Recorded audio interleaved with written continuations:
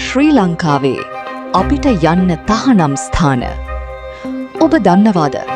ලංකාවේ අපිට ඕනෑම තැනක සංචාරය කරන්න පුළුවන් වුණත් සාමාන්‍ය ජනතාවට ඇතුළුවීම සම්පූර්ණයෙන්ම තහනම් කරපු ස්ථාන කිහිපයක් තියෙනවා කියලා.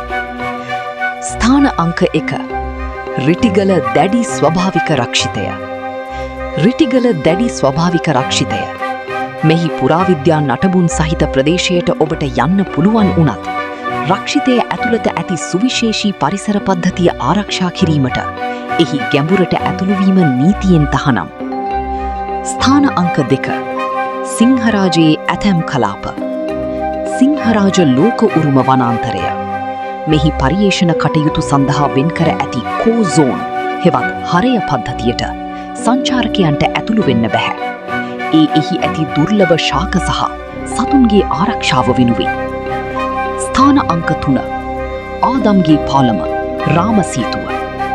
මන්නාරමේ පිහිටි ආදම්ගේ පාලම හෙවත් රාමසීතුව. මෙහි වැලිකඳු 16ක් තිබුණත් ජාතික ආරක්ෂාව සහ පරිසර සංරක්ෂණය හේතුවෙන් ඇතැම් වැලිකඳු මතට පා තැබීම සීමා කර තිබෙනවා. මේ ස්ථාන ගැන ඔබ මීට කලින් දැනගෙන හිටියද? මේ වගේ තවත් රසවත් තොරතුරු දැනගන්න අපිව ෆලෝ කරන්න. කමෙන්ට් එකක් දාන්නත් අමතක කරන්න එපා.